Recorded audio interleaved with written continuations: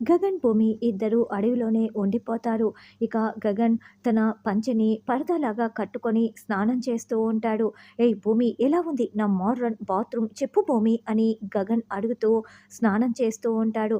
ఇక భూమి అయితే గగన్ వైపు "సరేలే బావ, చాలా బాగుంది నీ ఐడియా" అని భూమి అలాగే స్నానం చేస్తున్న గగన్ వైపు చూస్తూ ఉంటుంది. "ఏయ్ ఏంటి అలా చూస్తున్నావు" అని గగన్ అడుగుతూ ఉంటే, "ఏం లేదు, వీపు రుద్దించుకోవడం లాంటివి ఏమైనా ఉన్నాయా? వచ్చేదా బావా" అని భూమి అడుగుతూ ఉంటే, "హేయ్ నిన్ను" అని గగన్ అరుస్తూ ఉంటాడు.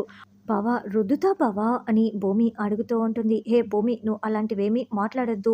ప్లీజ్ నన్ను స్నానం చేయనివ్వు. నన్ను డిస్టర్బ్ చేయకు" అని గగన్ చెప్తూ ఉంటాడు. అయితే గగన్ షర్టు, కండువా 2 కూడా పక్కన కింద పెట్టి ఉంటాడు. అప్పుడే ఒక కోతి అక్కడికి వస్తుంది. నేరుగా గగన్ బట్టల దగ్గరికి వచ్చేసి వాటిని పట్టుకు వెళ్తూ ఉంటుంది. "ఏ భూమి, ఆ కోతి నా బట్టల్ని ఎత్తుకెళ్తోంది. భూమి భూమి వెళ్ళు భూమి, ముందు నా బట్టల్ని తీసుకురా భూమి, ఎలా మరి" అని గగన్ అరుస్తూ ఉంటాడు.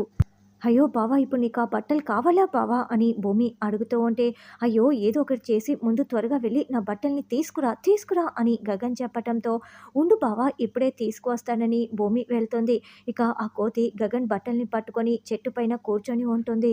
"హే కోతి, ప్లీజ్ ప్లీజ్ మా బావ బట్టల్ని ఇవ్వవా" అని భూమి అడుగుతూ ఉంటే, ఆ కోతి మొండికేస్తూ ఇవ్వకుండా అలాగే ఉంటుంది.